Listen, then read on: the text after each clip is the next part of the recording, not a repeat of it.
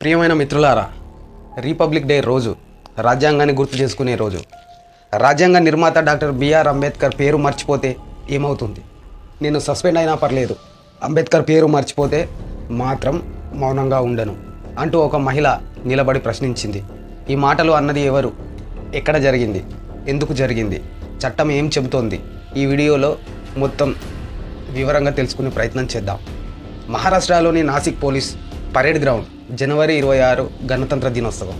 అక్కడ జరిగిన ప్రధాన గణతంత్ర దినోత్సవ వేడుకల్లో ప్రధాన అతిథిగా వచ్చేసిన వారు కేంద్ర మంత్రి గిరీష్ మహాజన్.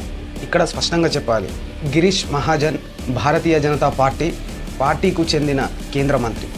ఆయన తన ప్రసంగంలో దేశం రాజ్యాంగం గురించి మాట్లాడారు, కానీ రాజ్యాంగ నిర్మాత డాక్టర్ బిఆర్ అంబేద్కర్ పేరు ప్రస్తావించలేదు. అదే సమయంలో అక్కడే ఉన్న ఫారెస్ట్ డిపార్ట్మెంట్ మహిళా అధికారి మాధురి జాదవ్ తన సీట్లోంచి లేచి స్టేజ్ దగ్గరకు వెళ్ళి కేంద్ర మంత్రిని నేరుగా ప్రశ్నించారు.